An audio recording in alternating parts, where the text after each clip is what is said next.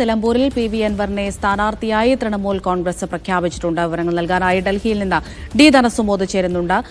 Dhanasumod, PV അൻവറിന്റെ വാർത്താസമ്മേളനത്തിന് പിന്നാലെ ഈ TMCയുടെ ചിഹ്നത്തിൽ തന്നെ ആയിരിക്കുമോ മത്സരിക്കുക എന്നുള്ള സംശയങ്ങളും ചോദ്യങ്ങളുമാണ് ഉയർന്നിട്ടുണ്ടായിരുന്നത്. തീരുമാനമായോ? ഇപ്പോൾ ഔദ്യോഗികമായ തീരുമാനം TMC പുറത്തിറക്കിയിരിക്കുകയാണ്.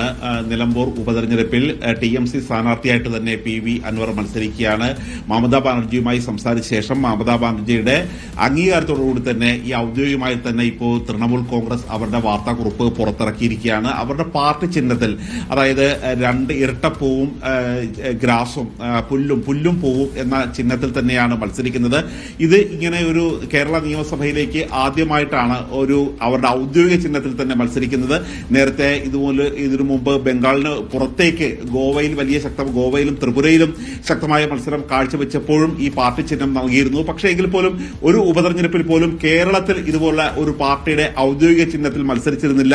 ഇപ്പോൾ PV അൻവറിന് ഈ പ്രശ്നം ഉണ്ടായിരുന്ന സമയത്ത് തന്നെ പാർട്ടി നേതൃത്വം TMC ഔദ്യോഗികമായിട്ട് തന്നെ തീരുമാനമെടുക്കാൻ ഉള്ള അനുമതി നൽകിയിരുന്നു. ഈ കാര്യത്തിൽ മത്സരിക്കണോ വേണ്ടയോ എന്നുള്ളൊരു കാര്യം കേരളത്തിന് കൺവീനർ കൂടിയായിട്ടുള്ള PV അൻവർ തീരുമാനിക്കട്ടെ എന്നൊരു നിലപാടിൽ തന്നെയായിരുന്നു ഇരുന്നത്. ഒടുവിൽ PV അൻവർ ഇപ്പോൾ തീരുമാനിച്ചിരിക്കുകയാണ്. മാധ്യമങ്ങളെ കണ്ടതിന് ശേഷമാണ് മണിക്കൂറുകൾക്കുള്ളിൽ തന്നെ ഔദ്യോഗികമായിട്ടുള്ള ഒരു പാർട്ടിയുടെ ഡിക്ലറേഷൻ ബംഗാളിൽ നിന്നും എത്തിയിരിക്കുന്നത്. പ്രമുഖ നേതാക്കൾ അപ്പോൾ അൻവറിനായി രംഗത്തിറങ്ങേണ്ടതുണ്ട്. അത്തരത്തിലുള്ള കാര്യങ്ങൾ എന്തെങ്കിലും വ്യക്തമാകുന്നുണ്ടോ? മമതാ ബാനർജി കേരളത്തിലേക്ക് എത്തുമോ?